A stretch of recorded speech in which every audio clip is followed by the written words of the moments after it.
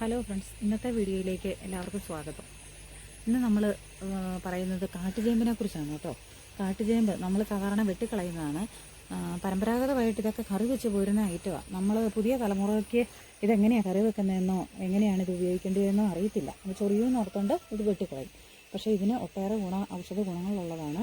അപ്പോൾ അതെങ്ങനെയാണിത് ഇതിൻ്റെ കൂമ്പ് നമുക്ക് കളക്ട് ചെയ്ത് കറി വെക്കാൻ എടുക്കുന്നതെന്ന് കാണിച്ചു തരാം.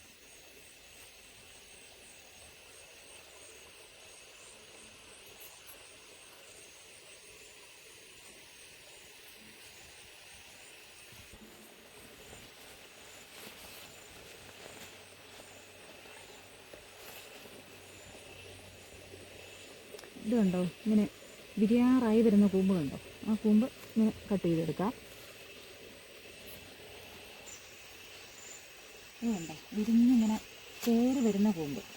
ഇത് ഇങ്ങനത്തെ കൂമ്പുകളാണ് നമ്മൾ കറിക്ക് വേണ്ടിയിട്ട് ശേഖരിക്കേണ്ടത്.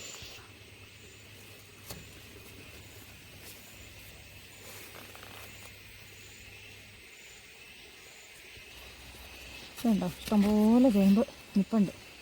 മഴയൊക്കെ ഉള്ളപ്പോൾ നമുക്കിത് കറി വെക്കാൻ ഒരു കുഴപ്പമില്ല, നല്ല ടേസ്റ്റുമാണ് കറി വെച്ച് കഴിയുമ്പോൾ. ഇത് കണ്ടോ, ഇത്രയും ചേമ്പിൻ്റെ കൂമ്പ് നമ്മൾ കളക്ട് ചെയ്തിട്ടുണ്ട് കേട്ടോ. ഒത്തിരി വിരിഞ്ഞു പോകാത്ത കൂമ്പ് വേണം എടുക്കാൻ വേണ്ടിയിട്ട്. ഇതിനൊരു ചെറിയൊരു കറയുണ്ട് കേട്ടോ. ഇതുണ്ട്, ഇതിൻ്റെ ഈ സൈഡിൽ കൂടെ ഒരു സൈസ് മഞ്ഞക്കറ. അത് നമ്മുടെ കയ്യിലെല്ലാം പറ്റും. അപ്പോൾ ചെറുതായിട്ട് ഇച്ചിരി ഉപ്പ് കയ്യെ തേച്ചിട്ട് അങ്ങ് തുടങ്ങുവാണെങ്കിൽ കുഴപ്പമില്ല കേട്ടോ. ഇത് ക്ലീൻ ആക്കുന്നത് എങ്ങനെയാണെന്ന് കാണിച്ചു തരുന്ന ഇല ഇതിങ്ങനെ ഓപ്പൺ ആക്കുക. മഴ ഉള്ളതുകൊണ്ട് കഴുകിയില്ലെങ്കിലും കുഴപ്പമില്ല, കഴുകിയെടുക്കുന്നവർക്കും കുഴപ്പമില്ല, കഴുകിയെടുത്തില്ലെങ്കിലും കുഴപ്പമില്ല. ഇതിനുള്ളിൽ ചെറിയ പ്രാണികളോ ചെറിയ ചെറിയ സാധനങ്ങളൊക്കെ കയറിയിരിക്കും, വരെ പോലത്തെ. ഇതിൻ്റെ ഇലയിലെ ബാക്കിൽ നമ്മൾ ആ വെട്ടിയതിൻ്റെ ഒരു ചെറുതുണ്ട്. അതൊരു ഇച്ചിരിയൊക്കെ ഇതിനകത്ത് കറിക്കകത്ത് ഇട്ടാലും കുഴപ്പമൊന്നുമില്ല കേട്ടോ. അത് ഇതിനെ ഓപ്പണാക്കി നമ്മൾ നോക്കി, എന്നിട്ട് കത്തിക്ക് കീറിയാലും കുഴപ്പമില്ല, കൈയും കൊണ്ട് ഇങ്ങനെ പതുക്കെ അങ്ങ് കീറിയെടുത്താലും കുഴപ്പമൊന്നുമില്ല. രണ്ടാക്കി കീറുക. വലിയ ഇലയാണെങ്കിൽ അത് അതിനനുസരിച്ച് നമുക്ക് തിരിയൊക്കെ തീർക്കുന്ന ഭാഗത്തിന് വേണം ഇതിനെ ഇങ്ങനെ കെട്ടിയെടുക്കാൻ. ഓരോന്നിനും ഇങ്ങനെ കെട്ടിയാണ് നമ്മൾ എടുക്കുന്നത്. ബാക്കി പീസിനെ അങ്ങ് മുറിച്ചിട്ട് ചെറുതായിട്ട് അങ്ങ് മുറിച്ചിട്ടാലും കുഴപ്പമില്ല കേട്ടോ, ബാലൻസ് കളയണ്ട.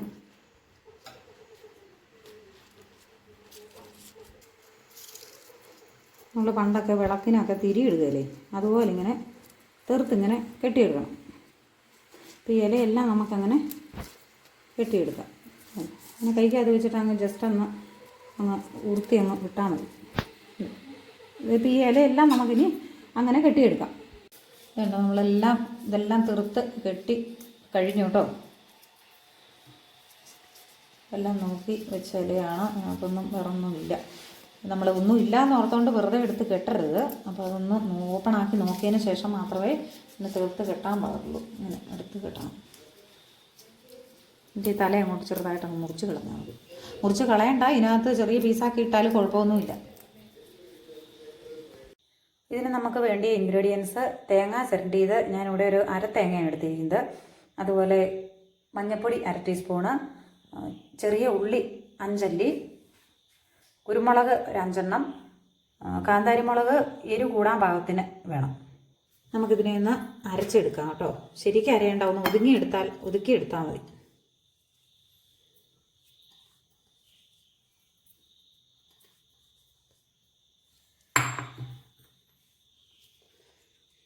ചെറിയ ഉള്ളി, കുരുമുളക്, കാന്താരി മുളക്, ഒരു ഇത്തിരി വെള്ളം. ഇനി നമുക്ക് ഇതിനെ ഒന്ന് അരച്ചെടുക്കാം കേട്ടോ. ഇനി നമുക്ക് ചേമ്പല നമ്മുടെ മൺചട്ടിക്കകത്ത് തന്നെ നമുക്ക് വെക്കാം. അരച്ചു വെച്ചിരിക്കുന്നത് നമുക്ക് ഇതിനകത്തേക്കൊന്ന് മിക്സ് ചെയ്ത് കൊടുക്കാം. വെള്ളം അധികം ഒഴിക്കണമെന്നില്ല. നമ്മൾ അരച്ചതിനകത്ത് അല്പം വെള്ളം ഒഴിച്ചാണ് നമ്മളൊന്ന് അരച്ചു വെച്ചിരിക്കുന്നത് കേട്ടോ. ഒന്ന് ചതച്ചെടുത്താൽ മതി, അധികം അരഞ്ഞു പോകരുത്. നമുക്ക് ഉപ്പ് നീര് ഒഴിച്ചു കൊടുക്കാം കേട്ടോ. ഇത് കുടംപുളി ഒരു 2 എണ്ണം വേണം, ചെറുതായിട്ട് അരിഞ്ഞത് ഇതിനകത്തേക്ക് ഇട്ട് കൊടുക്കാം. ഇനി വേണ്ടിയത് കരിയാപ്പല. അത് നമുക്കൊന്നിട്ടിട്ട് ഫ്ലെയിം ഓണാക്കി കൊടുക്കാം. നമുക്കൊന്നൊന്ന് ഇളക്കി പതുക്കെ ഒന്നിട്ട് കൊടുക്കാം കേട്ടോ. ഒന്ന് ആവി ആകുമ്പോഴത്തേക്കും തന്നെ ഇതങ്ങോട്ട് ഇല അവിഞ്ഞോളും, താഴേക്ക് അവിഞ്ഞോളും. അന്നേരം നമുക്ക് പതുക്കെ ഒന്നുകൂടെ ഇളക്കാം. ഇലയിലൊക്കെ ഇട്ടൊക്കെ അഴിഞ്ഞു വരും, അതുകൊണ്ട് പതുക്കെ വേണം അതൊക്കെ ഇളക്കി ഇതാക്കി കൊടുക്കാൻ. ഒന്ന് ആവിയാകുമ്പോൾ ഒന്ന് മിക്സ് ചെയ്ത് കൊടുക്കാം. പിന്നെ നമുക്ക് ഒന്ന് നോക്കാം എങ്ങനെയായിരുന്നു. ആ ഇലക്കകത്ത് വെള്ളമൊക്കെ ഇറങ്ങിയിട്ടുണ്ട് കേട്ടോ. അതുകൊണ്ട് അധികം വെള്ളം എടുത്ത് ഒഴിക്കേണ്ട കാര്യമില്ല. ഇതിനകത്ത് ഓൾറെഡി വെള്ളം ഉണ്ട് ഈ ഇലക്കകത്ത്. ഈ മഴയുടെ സമയമൊക്കെ ആകുമ്പോഴത്തേക്കും വെള്ളം ഉണ്ട്. ഇത് കണ്ടോ. അപ്പോൾ അതുകൊണ്ട് ആ പുളിയൊക്കെ ഒന്ന് ഇറങ്ങാൻ പാകത്തിന് നമ്മൾ ഒത്തിരി ഇട്ട് ഇളക്കരുത്. അപ്പം നമ്മുടെ ഇലക്കറി ഇവിടെ റെഡി ആയിട്ടുണ്ട് കേട്ടോ. നമ്മൾ ലോ ഫ്ലെയിമിൽ വേണം ഇതിട്ട് നമ്മൾ വേവിക്കാൻ വേണ്ടിയിട്ട് കേട്ടോ, ഇല്ലെങ്കിൽ പ്രിപ്പയർ ചെയ്യാൻ. അല്ലെങ്കിൽ ഒത്തിരി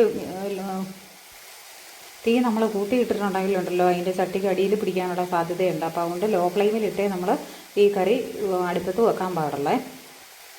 നല്ലൊരു ഹെൽത്തി ആയിട്ടുള്ള കറിയാണിത്. അപ്പോൾ അതുകൊണ്ട് നിങ്ങളും ട്രൈ ചെയ്ത് നോക്കണം. എൻ്റെ ഈ വീഡിയോ ഇഷ്ടപ്പെട്ടാൽ ലൈക്ക് ചെയ്യുക, ഷെയർ ചെയ്യുക, സബ്സ്ക്രൈബ് ചെയ്യുക, കമൻറ്റ് ചെയ്യുക. Okay, thank you.